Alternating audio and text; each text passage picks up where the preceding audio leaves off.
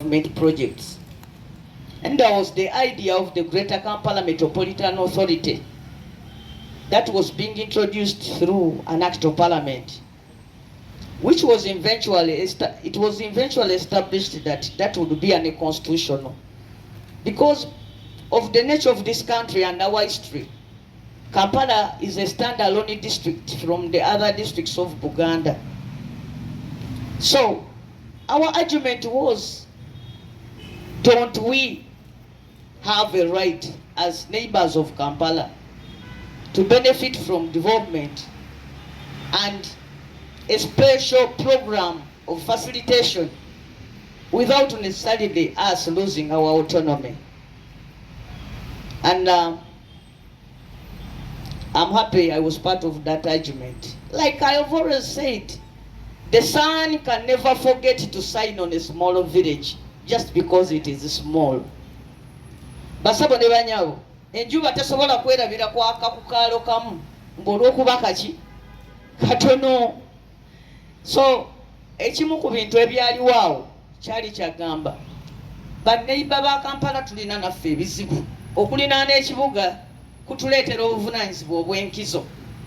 We are all more or less dormitories of the bigger city. Naye ffe tebatuwaayo pulogulaamu ndala. Naye nga buli w'oyogera ku pulogulaamu endala bagamba nti olina genda obeere wansi wa Kampala. Ekyo tetwejjusa era tuli basanyufu today. Like today when I was looking at this agreement, you know, the minister was calling me to hand over the agreement, but I was reluctant. I wanted to see who was contracting who. Until I was very sure that the agreement is between Mukono Municipal Council and Sterling. The other things you hear about are our own creation as stakeholders here. Naye endagaano eri wakati wa Mukono Municipal ne Sterling. And that is what I've always wanted. Because abantu b'Emukono bampa okubakulembera nga tukoma namanve. Saagala kutandika bagamba nti kati pulaani zammwe ez'okuzimba muzinonawa Kampala. Nti oba executive director afugako ku muntu waawa we Katikkolo. Era ekyo ndi musanyufu nnyo nti tukituuseeko. And I want to emphasize this African proverb from the eagle of Nigeria. They say, the sun doesn't forget to shine on a small village just because it is small. Of course, there has been a lot of teasing, which has been political. A lot of gaslighting. Okono etekuze Lugaziye Disinga. But you know, you just look at the value of the property. Surely if you want to own a building, where would you want to be? Ni Mukono or in Lugazi? Lugazi benefited first because they failed under another project. They benefited while they were still in a town council. And for us, we had moved. We are no longer town council. Neither were we among the traditional municipalities. But I knew for sure that this day will come, and this day has come. And now that it has come, we are going to do less talking, and the work will talk. So, like I was saying, that today marks the end of the political gaslighting that has been going on, that we people who are in the opposition, when we are voted for government, will deny us projects. If any government was to do such a thing, then it would be unconstitutional. Because even at the end of that day, we also pay taxes. But as we celebrate, I want to tell you where this money has come from. So that when our people are paying taxes, they don't say nti emisolo gye tuwa gikola ki giragawa. The government of Uganda borrowed money And this is what Parliament authorized, that the government of Uganda would borrow up to 566 million US dollars from the World Bank IDA, and then another 42.66 million US dollars from a French organization. The French money is equivalent to 156.4 billion shillings, and then the World Bank money is equivalent to 2.1 trillion shillings. And this is the money that is going to assist us to work on the infrastructure, especially roads in the greater Kampala Metropolitan area. This money is going to be paid back over a period of 40 years. So as you walk on these roads, I want to remind us ourselves that we are borrowing these roads from another generation. Esente zetwewoze okukola enguudo zino tugende ebbanja lino lisasulira emyaka 40 naye nga luwo oluguudo lwennyini lwe tugenda okukola contractor lwasayininze lwakuwangaala emyaka 15. bo batugambye banange ffe tubakolera oluguudo lwakuwangaala emyaka wakati we 15 n'abiri, naye nga ffe gye twewoze sente tugenda kuzisasulira emyaka 40. So I'm telling you this so that you would safeguard this project jealously, because in the first place it would have even been a shame okuba nti fe ab'omulembe guno tutambulira ku nguudo ez'okusasulirwa abaana baffe n'abazzukulu. Because you see, in 40 years, me and you, tunabawa mkwanya nze nawe, by a miracle of God, suppose we nabwe tuli bawe tuli olw'okusasira kwa Katonda okungi ennyo nga Nambooze ali 95 years, but then ndiba nkyali mu basasula omusolo tusasule ebbanja, nga weewola omusolo nga weewola sente osasulira emyaka 4 okole ekintu kya myaka 15, kitegeeza nti tukyalina okukola ennyo nga Bannayuganda, because that means nti tunaaba tetunnamalayo na bbanja ng'oluguudo lwewozesa ebbanja lwo lukoze eki luweddewo. Kyetuva tusaba Mr. Contractor here in Mukono, I want to promise you, if you get any politician who comes your way and say that because you have won here a contract, give me something,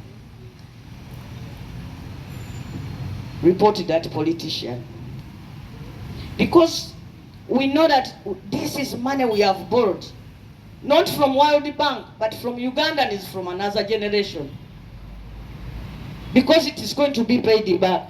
For World Bank, they are so willing to lend us this money because they get it back with profit, but we are borrowing this money from another generation. So we want to see value for money.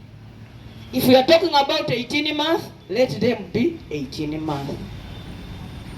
If we are talking, in fact, Mr. Minister, for me, I want even this one to be the last function ceremony we are holding. We cannot even afford to come and take tea and the mandazi out of this money. We should reduce on the functions and the ceremonies. Agamba president yajja, gundi yajja, fena tutongoza, ne tuli ku mabanja. Ate emikolo gino gitwala both time and money. Nolwekyo n'emikolo nagyo tugikendeze, bwe tuba tukoze omukolo just for sensitization, we make it almost at zero cost. Kubanga buli kasente konna tukase ku luki ku luguudo, kubanga sente zino tetuzeewoze mu World Bank, tuzeewoze ku baana ba Uganda ab'omulembe ogunaddako. Nolwekyo basebo ne banyabo nesunze okulaba ebintu bino nga bigenda maaso, akwata enkoppola atuuka wala, tusanyuse nnyo ofuna projekiti eno nga teguze mukono. Waliwo abasajja ku independence bagamba Buganda eyagala nnyo independence naye tetujja kuwaayo Buganda kugula independence ya Uganda. So we have always wanted the roads, the markets, but we cannot cede our autonomy as a municipality, as a territory ya Buganda districts Wakiso, Mukono, Mpigi for exchange of projects. Nolwekyo twebaza nnyo gavumenti yatuuka nekkiriziganya naki naffe project eno netambula. Sebo Minister we Kampala, maliriza nga nkulopera ekintu kino. When these contractors come to work on our roads, they promise modern, the real road. They say we shall also have walkways, plant trees, and then also do the street lighting. But eventually when the projects come, these components are not part of the project. A case in point is the Namugongo Road. When Namugongo Road was being signed out, one of the things was that the contractors were going to plant trees and look after them for some years, and then also provide the lightings along the roads and then walkways. But when we shall move far, and I believe he has more. But ministers, Mukono municipality, when we say that we need to see more advancements coming, to listen from him, serve the nation and the people as a team to achieve a culture that you change town clerks every after 3 years.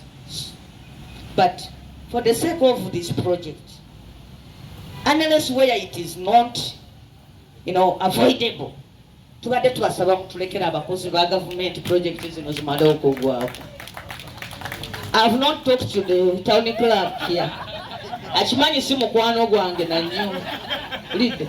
Naye mmanyi kye kitegeeza singa project eno buli lunaku tuyingizaawo ate omuntu omupya. So nekyali kyatuleetesa decentralization, tubeere n'obuyinza ku baki, ku bakozi, tuplaninge nabo, tu-executinge nabo emirimu. Naye si ono yekka, but even in Ikira, in Machinde Sabagabo, these implementing officers should be allowed to complete the term of the project. First of all, it is good for smooth running of the project, but two, it is good for accountability. When we are in Parliament, on accountability committees, you're not bisomye munonga mwebiri naye okulaba nga bituukirira biri eyo. Mwebale nnyo kinyuma okulinnya tractor ezo ne batulaba abatulonda ne tuga banamundaba nze ng'ebupi wammwe nkoze naye buli we tukola bwe tutyo twemalako ekitiibwa n'obuyinza bw'okufuuka bannampala. Bw'oba onoobeera nampala omulungi, waliwo by'ofiirwa. Mbadde njagala kubasaba tewali kubuusabuusa, guno omulimu gukoleddwa mu kiseera kyaffe. Mbasaba muve ku tractor, muleke abakozi ba gavumenti bano bakole omulimu gwabwe nga tebatwekwasizza. Toyimirira ku luguudo kutuuka kusaba contractor langi. Tobweta tukola wano, nze kansala, nze supervising wano, kwega mumanyi oyise nnyo wano, nze mupi waawo, kakati amafuta mu motoka. Bwe tunaakola bwe tutyo, luno oluguudo lw'abantu lujja tubulirako mu ngalo.